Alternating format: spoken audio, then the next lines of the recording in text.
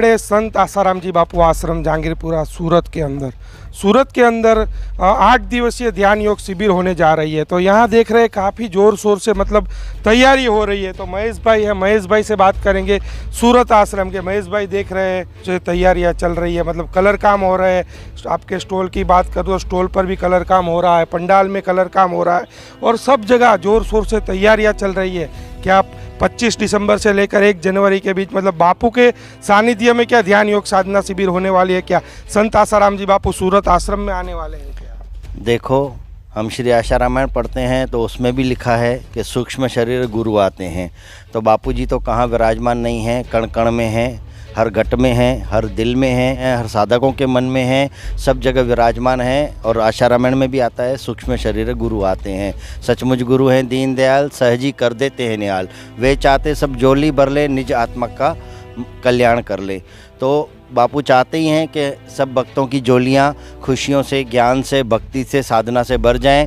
और उसी निमित्त ध्यान में रखते हुए ध्यान योग साधना शिविर का 8 दिन का कार्यक्रम सूरत आश्रम में हो रहा है, जिसमें आश्रम की सजावट चालू है। जैसे आपने कहा, साहित्य स्टॉल पर रंग आदि लगाया गया है, मंडप में कलर आदि किया गया है, आश्रम के अन्य क्षेत्रों में भी कलर आदि किए गए हैं और आश्रम की साफ़ सफाई भी ज़ोरों शोरों में चल रही है। रात को 12-12, 1-1, 2-2 बजे तक सेवादारी आते हैं अलग अलग एरिया से। वराछा समिति वाले, कतारगाम समिति वाले, बीलिया समिति वाले, पांडेसरा समिति वाले, यूपी समिति वाले, ओडिशा समिति वाले और अमरोली समिति वाले, अलग अलग क्षेत्रों की समितियाँ, राजस्थान की समिति भी आई थी। ऐसे अलग अलग जो भी 15 समितियाँ हैं सूरत की, अब किसी का नाम नहीं भी याद आवे, नहीं बोलने में आवे, लेकिन सेवा अपने आप में सर्वोपरि है। तो ऐसे सेवादारी रात को देर तक आते हैं, अपने दुकान धंधों से समय निकाल कर रात को देर तक सेवा भी करते हैं और दिन में आश्रम के भाइयों के द्वारा भी सेवा कार्य हो रहा है। तो शिविर की तैयारी पूरी जोर शोर में चल रही है और सूक्ष्म रूप से तो बापूजी हर जगह विराजमान हैं, तो शिविर में भी विराजमान होंगे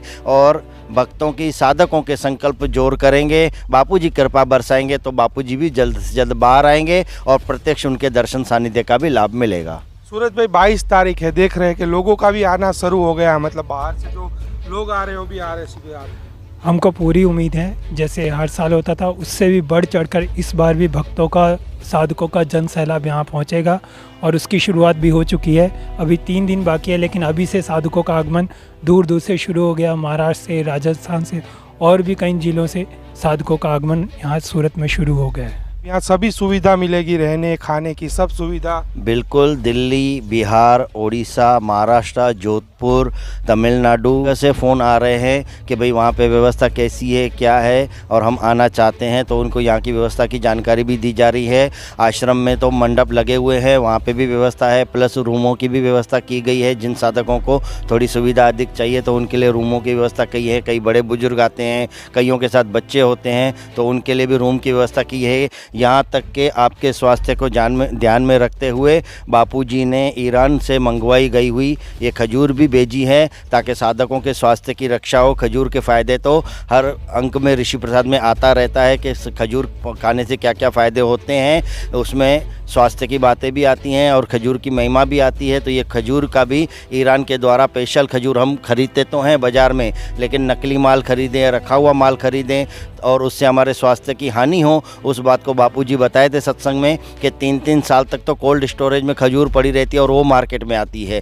तो हमारे साधक पैसा देकर अच्छी चीज़ खाएं, असली चीज़ खाएं, स्वास्थ्यवर्धक चीज़ खाएं, इसलिए खजूर का भी यहाँ पर व्यवस्था की गई है ताकि साधकों को अच्छी चीज़, असली चीज़ मिल सके। तो ऐसी खजूर भी आपको शिविर में मिल जाएगी और शिविर में हर प्रकार की आपकी सुविधा का पूरा ध्यान रखा जाएगा। आश्रम पूरी तरह से प्रयत्नरत है कि आपको अधिक से अधिक सुविधा मिले, अधिक से अधिक आप शिविर का आनंद ले सकें, अधिक से अधिक आपकी साधना बढ़े और आप उन्नति के शिखर पर पहुँचें। साधकों को आध्यात्मिक प्रश्नोत्तरी का भी लाभ मिलेगा और जिन्होंने मंत्र दीक्षा नहीं ली है उनके भी सौभाग्य चमकने की पूरी उम्मीद है। यहाँ पे भी उनको ध्यान की गहराइयों में डूबने का विशेष लाभ मिलेगा। तो मेरा सभी से अनुरोध है, जो भी ये वीडियो देख रहे हैं वो अधिक से अधिक लोगों तक इस वीडियो को ज़रूर पहुँचाएँ और जो भी साधक यहाँ, भक्त यहाँ आने वाले हैं, कृपया नीचे दिए गए डिस्क्रिप्शन में जो भी नंबर में हैं उन पर अपनी जानकारी पहले से दें ताकि आपके आने जाने की और रहने की हम अच्छे से और सुंदर व्यवस्था कर सके। वैसे पहले से व्यवस्था है, लेकिन संख्या का थोड़ा आइडिया लगेगा तो और अच्छे से हम व्यवस्था करने में थोड़ी सुविधा हो सके। महेश भाई, तापी नदी का किनारा भी है मतलब, तो सुबह सुबह लोग जाकर ध्यान भजन भी कर सकते हैं। बिल्कुल, तापी नदी का किनारा तो है ही है, और उससे भी बड़ी बात है कि ब्रह्मज्ञानी महापुरुष यहाँ पे साल में 3 से 4 बार आते रहते थे। उनकी चरण रज है, उनके वाइब्रेशन है, उनके आंदोलन यहाँ पर काम करते हैं। तो ऐसे भी आश्रम में हम आते हैं तो सुख शांति का अनुभव करते हैं, लेकिन साथ में तापी जैसे सोने पे सुहागा, क्योंकि तापी कोई साधारण नहीं है, सूर्य पुत्री तापी कहा जाता है। तो ऐसी तापी नदी का किनारा, शिव जी का मंदिर है, हनुमान जी का मंदिर है। ऐसे पवित्र स्थली पर साधना अपने आप, जिसे हम कहते हैं सहज साधना जो कि यहाँ पर हो जाती है।